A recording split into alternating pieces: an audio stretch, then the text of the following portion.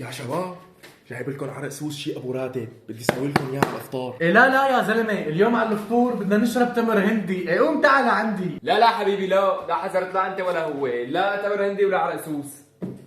توت شامي. لا حبيبي، لا ما حذرت، لا سوس ولا تمر ولا توت شامي.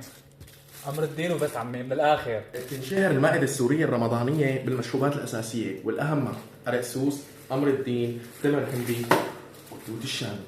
بس يا ترى شو السر؟ امر الدين مشروب من المشروبات الاساسيه برمضان. يرجع اسمه تسميته لخادمه ملكه زنوبيا، كان اسمها امر، تمام؟ فكانت تحب تشرب هذا المشروب كثير، وكانت مخلوقه متدينه كثير.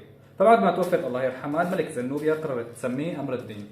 أما بالنسبة لمشروب عرق السوس، هذا اخترعوه بعصر قبل النقاب. عرق السوس طبعا بيرجع تاريخه لعصر قبل النقافات، واللي اخترعوا معهم مرارة قولا واحدا، وصراحة ما كان يشربوا أبدا، كان يشرب تمر هندي، ما بيشربوا إلا الكبارية ومحسوبكم. التوت الشامي اسمه شارح عنه، وين ما راح حتى اسمه التوت الشامي يا احبابنا اسمه شارح عنه. اخي التوت الشامي يا احبابنا هي من اهم الفاكهه. نلعب طينه شمالها طعمه يا زلمه. التوت الشامي يا حبايبنا هو فاكهه موجوده بكل العالم، بس وين ما انوجدت فهي منسوبه للشام. اجدادنا من زمان اخذوها وعصروها واخذوها. والتوت الشامي يا احبابنا هي فاكهه، التوت موجود باي بلد بالعالم، بس وين ما انوجد فهو منسوب للشام.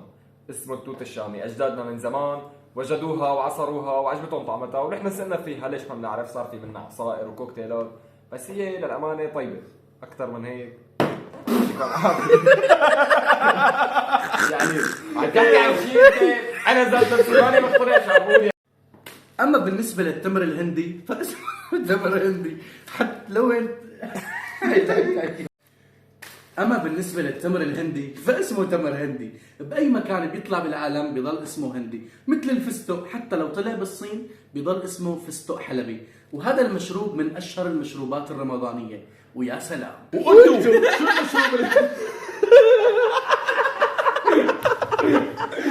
المشروب لا المشروب اللي بتفضلوه برمضان. اخذ التوت شامي. وانتو شو بتفضلوا برمضان؟ لا ما صار، ارجعي. خلينا نقول كلمة سوا.